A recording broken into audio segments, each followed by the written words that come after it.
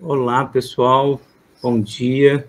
Estamos ao vivo aqui no nosso canal do YouTube, nesse projeto de extensão da UFMG, com convidadas especialíssimas. O projeto de extensão se chama Conversas Virtuais sobre Psicanálise e hoje uma conversa muito importante sobre catástrofe, sobrevivência psíquica e cuidado. As convidadas e organizadoras desse evento, na verdade, professora Camila Peixoto Farias, colega professora da Universidade Federal de Pelotas, a professora Regina Herzog, professora aposentada da UFRJ, e professora Flora Tucci, que é membro também do nosso grupo brasileiro de pesquisa, Sandro Ferenczi. A ideia de hoje foi um convite da professora Camila para a gente falar dos eventos trágicos que estão acontecendo no Rio Grande do Sul, e a ideia é a gente conversar um pouquinho sobre como a psicanálise tem visto e tem sido convocada, né, também, não só visto, interpretado o que está aparecendo, mas tem sido convocada também no cenário de catástrofe e desastre. Então, a gente vai conversar hoje, já passo a palavra imediatamente para a Camila, para a gente começar essa roda de conversa, cujo método vai ser a associação livre, vai ser, né, uma conversa mesmo, para a gente tentar elaborar junto as coisas terríveis que estão acontecendo lá no Rio Grande do Sul. Camila, obrigado. Obrigado, Regina, Flora.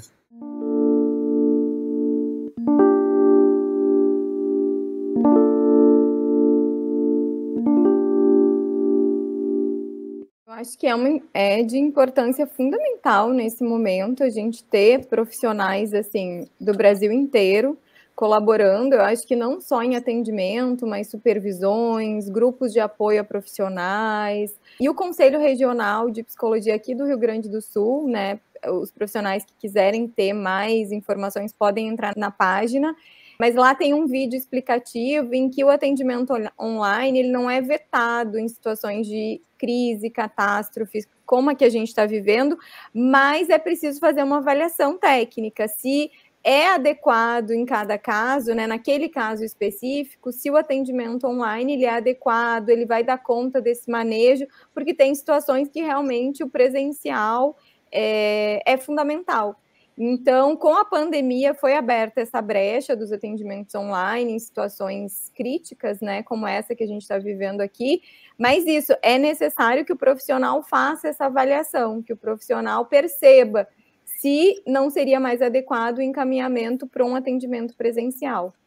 Mas eu acho que tem muitas formas, né, a gente não só os atendimentos, assim, mas outras possibilidades, inclusive de apoio aos profissionais, que eu tenho visto que isso tem sido bastante restrito aqui, ainda com pouca oferta, né, gente? Porque a gente tem esse movimento e, às vezes, essa ideia também de esquecer desse cuidado a quem está cuidando. E isso é um ponto fundamental, porque os profissionais aqui do Sul estão atingidos também por essa catástrofe. Também estão tendo que lidar com uma inundação de afetos, de medos, de angústias, de situações que estão vendo, vivenciando, né, nos acolhimentos, nos abrigos. Então, poder reconhecer isso também e oferecer espaços de escuta, de troca, de partilha, de cuidado mútuo, é algo muito importante, porque esse é um ponto que a gente precisa falar também, né? Que enquanto o cuidado, ele vai conseguir se manter enquanto cuidado, se a gente também puder, enquanto profissionais, respeitar os nossos limites e cuidar dos nossos afetos. Não pode ser essa ideia, às vezes, assim, de faz tudo que pode, ultrapassa os limites, e isso acaba, muitas vezes, né, comprometendo a possibilidade de cuidar. Então, eu acho que é preciso estar atento a isso, é preciso respeitar os próprios limites, é preciso também cuidar de si e realmente, assim, prestar atenção, porque às vezes a gente vê essa urgência da ação ela ser até um recurso defensivo, sabe? Diante da própria angústia, do próprio medo, do próprio desespero, e aí se vai nessa ânsia, né, de agir, de fazer alguma coisa, de escutar, mas às vezes isso está muito mais voltado para aplacar a própria angústia do que efetivamente uma disponibilidade de cuidado ao outro. E aí isso é muito complicado, a gente precisa estar atentos a isso, a gente precisa cuidar, porque aí o cuidado se transforma, deixa de ser cuidado e passa a ser um recurso defensivo. Ah, eu não estou dando conta dos meus afetos, o que eu faço? Para sair desse lugar de passividade, de estar invadida pelo desespero, pela angústia, eu vou lá agir, mas às vezes, né, isso é muito mais para mim do que para o outro. Então, como a gente cuida disso, né? A importância dos profissionais, dos voluntários, de também cuidarem, de também receberem cuidado, de também terem esses espaços elaborativos, assim. E isso, para a gente sustentar um cuidado a longo prazo que o Estado vai precisar, vai ser fundamental. Eu acho até que esse cuidar de quem cuida, né? Talvez seja, vamos dizer assim, eu não quero dizer que é mais importante que, mas está na frente, né? Porque é cuidar de quem está na frente, né? Vivendo, né? E tentando ajudar. Porque às vezes eu penso assim, quem está sofrendo, né? Por exemplo, muitas vezes um atendimento, sim, é super importante. Fazer uma avaliação, super importante. Mas eu acho que sabe quando você está tão desarvorado, né, que nem isso nem passa pela tua cabeça, né?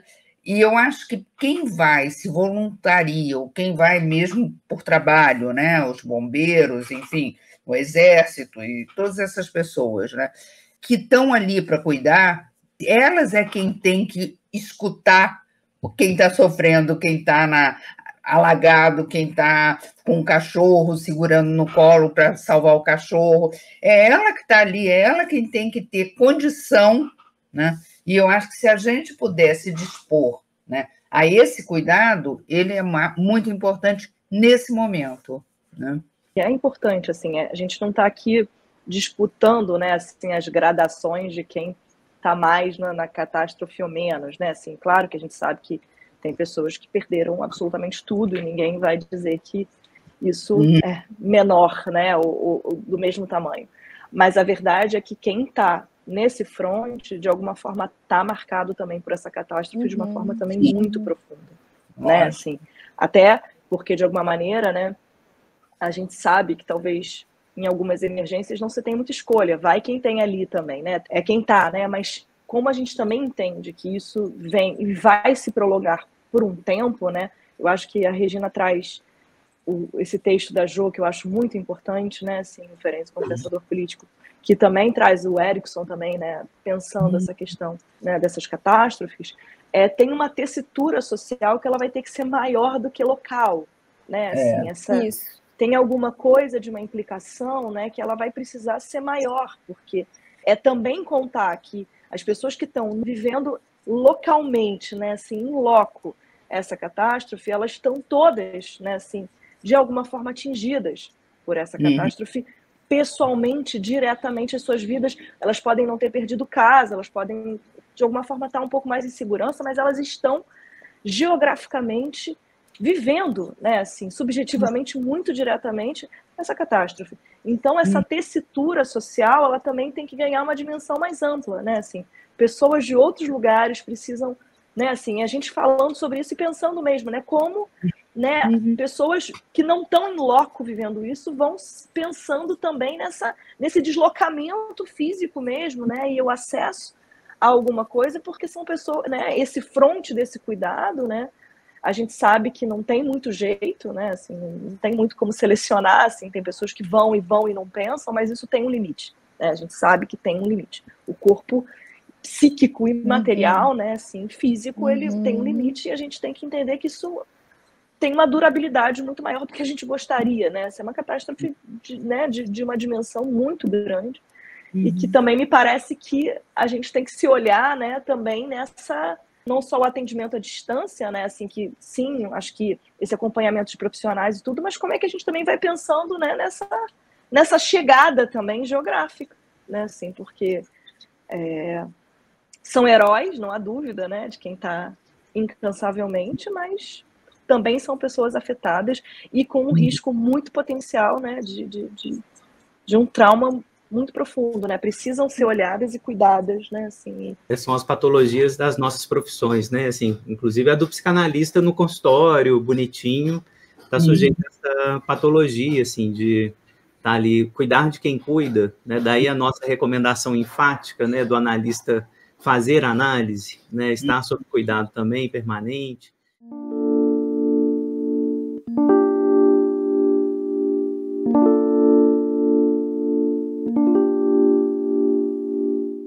Quero começar já, assim, agradecendo imensamente Regina, Flora, Fábio, pela pronta disponibilidade, pela possibilidade da gente estar aqui conversando, né? Como tu colocou na legenda da tua divulgação, Fábio, é uma forma de cuidado mútuo, é uma forma da gente poder ir tentando construir coletivamente recursos para olhar para tudo isso que a gente está vivendo, para essa situação catastrófica e uma catástrofe anunciada e que agora a gente, né, paga o preço por não ter dado ouvidos a esses anúncios e o que a gente faz agora.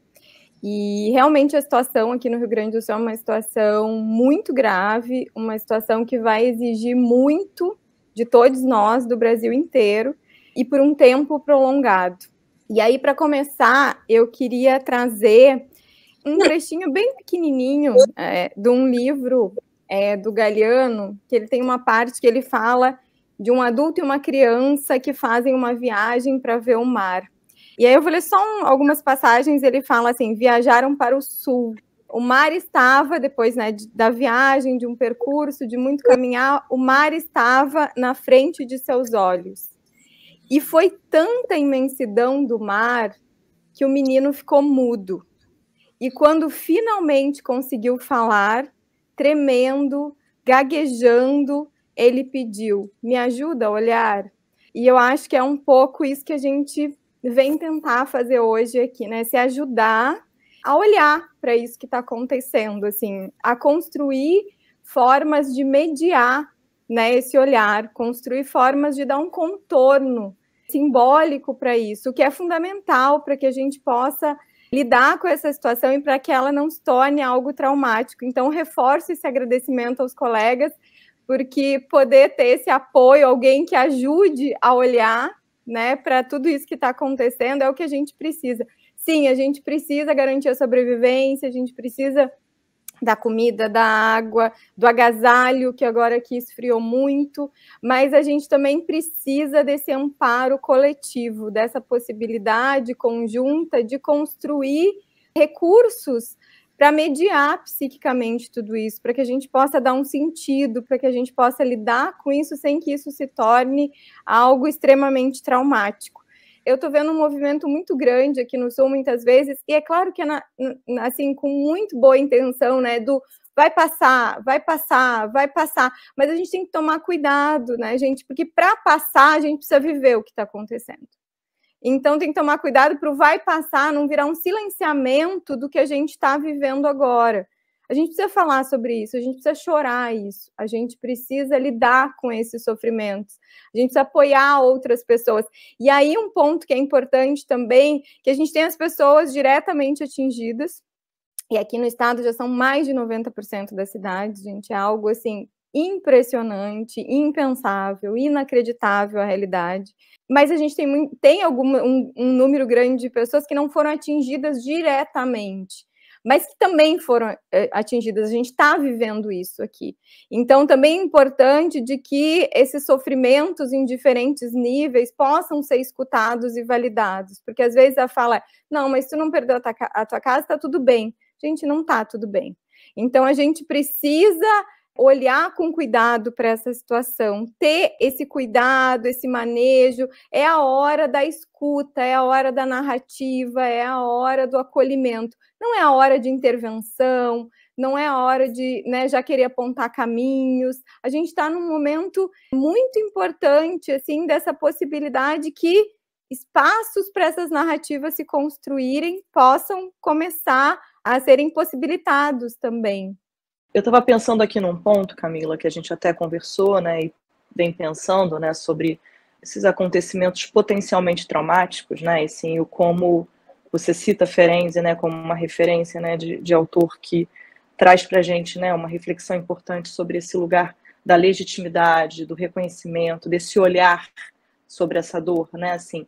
Mas isso, assim, né, enfim, eu acho que tem um detalhe, assim, para a gente pensar, né, dizer que é potencialmente traumático e que pode não ser traumático não é que não há um reconhecimento de uma catástrofe, né, assim, a catástrofe está dada, né, assim, isso de fato não é uma recusa disso, né, assim, a gente está diante de uma catástrofe, a gente está diante de alguma coisa, né, assim, incomensurável de dor, né, inclusive eu acho que Regina e Fábio também compartilham comigo aqui essa sensação de que não é só sobre ajudar, é sobre algo que também nos diz respeito, né, no sentido também de alguma coisa que, né, de estarmos juntos, mais distantes geograficamente, mas implicados também nessas catástrofes, né, assim, é sobre nós também, né, assim, e me parece que não é uma desvalorização da dimensão catastrófica, pelo contrário, né, assim, a gente está fazendo, né, assim, qual é o sentido de uma live dessas, a gente sabendo que ainda tem muita coisa incerta por acontecer, muita coisa de sobrevivência acontecendo, mas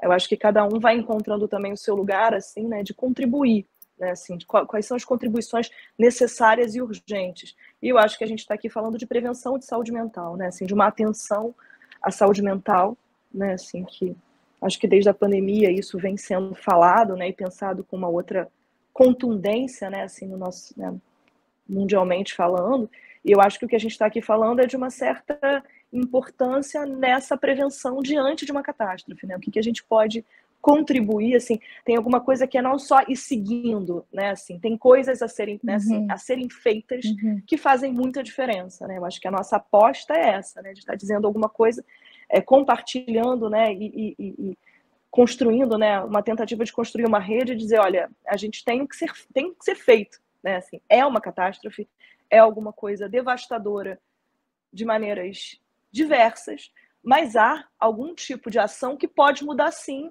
o nível de adoecimentos, a quantidade de adoecimentos, a quantidade de precarizações, de vulnerabilizações, né, assim, porque me parece que também, às vezes, tem algo que, ao se dizer que já está feito, né, já é traumático, é como se já tivesse uma certa coisa que se aceita alguma coisa, né, como se tivesse quase que apassivada, né, foi, aconteceu e agora pronto, né, assim, mas a gente está dizendo que a gente reconhece, né, assim, que nesse processo, durante esse processo, né, a gente sabe que tem água, tem comida, tem coisas muito necessárias, né, para a sobrevivência, mas também tem uma sobrevivência psíquica que faz muita diferença se a gente lança um olhar também preventivo, né, assim, de construção dessa coletividade, né, assim, esse evento potencialmente traumático é só no sentido dos adoecimentos que a gente sabe que são muito potenciais nesse momento, né, a catástrofe e uma dimensão traumática desse coletivo está dada, a gente sabe disso, né, assim, a gente não está aqui recusando isso, né, a gente não está dizendo que vai todo mundo sair bem se tiver uma prevenção, né, de saúde mental, mas a gente está dizendo que